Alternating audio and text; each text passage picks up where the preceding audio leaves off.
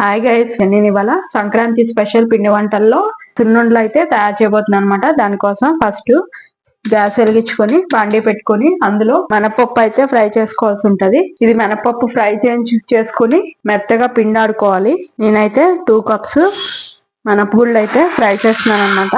లో ఫ్లేమ్ మీద ఫ్రై చేసుకోవాలి. సెకండ్ కప్ సున్నుండలు తినని వాళ్ళంటే ఎవరు ఉండరు. హెల్త్ కూడా చాలా మంచిది. మార్నింగ్ పిల్లలకి ఒక సున్నుండ పెట్టినా కూడా చాలా మంచిది హెల్త్ కి. లో ఫ్లేమ్ మీద గోల్డెన్ బ్రౌన్ కలర్ వచ్చే వరకు కూడా ఈ మినపప్పుని ఇలా మనం ఫ్రై చేసుకోవాలి. పప్పు ఎంత కమ్మగా అయితే సున్నుండలు అంత కమ్మగా బాగుంటాయి. బెల్లంతో కూడా చేసుకోవచ్చు సున్నుండలు, కానీ దాని టేస్ట్ డిఫరెంట్ ఉంటది. షుగర్ టేస్ట్ షుగర్ ఉంటది, బెల్లం టేస్ట్ బెల్లం ఉంటది. కానీ బెల్లం కన్నా షుగర్ అయితే ఇంకొంచెం బాగుంటాయి అనమాట సున్నుండలు. సో నేనైతే షుగర్ తోనే చేస్తున్నాను. ఈ విధంగా ఫ్రై అయిపోయిన తర్వాత గ్యాస్ అయితే ఆఫ్ చేసేసుకున్నాము. ఈ కళాయి వేడికి పప్పు అన్నది ఇంకెక్కడన్నా పచ్చున్నా కూడా వేగిపోతుంది. బాగా మాడితే బాగోవు అనమాట. ఇలా గోల్డెన్ బ్రౌన్ కలర్ లోనే గుండెలు అన్నది వేగాలి. కావాలంటే తొక్కు మినపప్పుతో కూడా చేసుకోవచ్చు. అవి చూడడానికి కొంచెం నల్లగా ఉంటాయి, ఇవేమో కొంచెం తెల్లగా ఉంటాయి. మీ చాయిస్ అది. కమ్మని నెయ్యి వేసుకొని సున్నుండలు చేసుకుంటే చాలా బాగుంటాయి. ఇవి కూడా ఒక 1 మంత్ వరకు నిలవ కూడా ఉంటాయి అన్నమాట. ఇందులోనే ఒక 1/2 డజను యాలుక్కాయలు కూడా వేసేసుకుందాం. పప్పు అయితే చల్లారిపోయింది, సో ఒక 6 యాలుక్కాయలు కూడా వేస్తాను ఇందులో. ఇవి దీంతో పాటు దీన్ని పౌడర్ చేద్దాం. ఈ మినపప్పు కొంచెం బరకగా చేయాలి, షుగర్ ఏమో చాలా మెత్తగా చేయాలి సున్నుండలకి పౌడరు. దీన్ని అయితే మిక్సీ చేసుకుందాం. నీట్ గా కడిగి తుడుచుకుని పొడిగా ఉండాలి మిక్సీ జారు. అందులోకి అయితే నేను మినపప్పు అయితే తీసేసుకుంటున్నాను.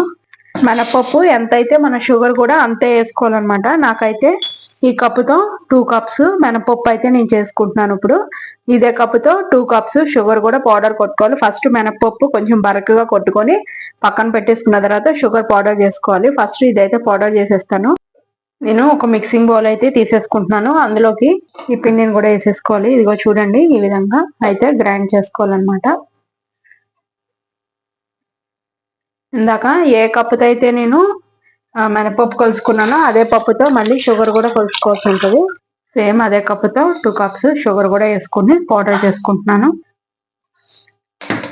షుగర్ కూడా పౌడర్ అయితే అయిపోయింది. ఈ పౌడర్ కూడా ఇందులో యాడ్ చేసేసుకున్నాం. ఇప్పుడు దీంట్లోకి నెయ్యి అయితే వేడి చేసుకోవాల్సి ఉంటుంది. మనం వేడి చేసుకుందాం. కళాయి అయితే పెట్టేసుకున్నాను, గ్యాస్ వెలిగించేసుకుంటున్నాను. అందులో ఒక 1/2 గ్లాస్ అయితే నేను నెయ్యి పోస్తున్నాను. కావాలంటే మళ్ళీ తర్వాత పోసుకోవచ్చు.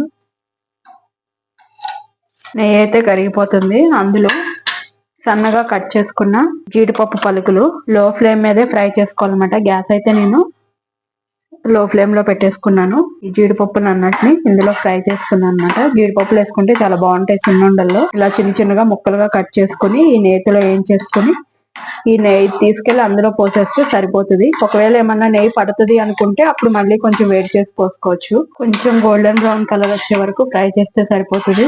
ఊరికనే కలర్ వచ్చేస్తాయి జీడిపప్పులు. సో నేను గ్యాస్ అయితే ఆఫ్ చేసేసుకుంటున్నాను.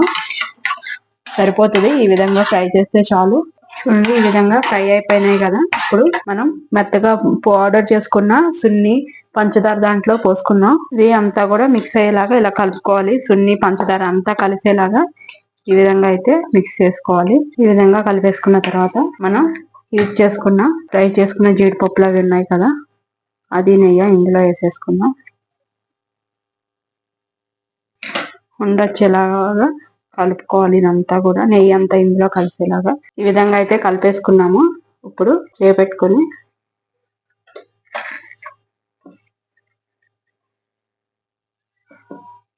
ఈ విధంగా కలిపేసుకున్నాక ఈ విధంగా అయితే సున్నుండలు చేసుకోవాలి. కొంచెం వేడి మీదే ఫాస్ట్ గా చేసుకోవాలన్నమాట. ఇవన్నీ కూడా ఒక ప్లేట్ లోకి అయితే తీసేసుకుందాం.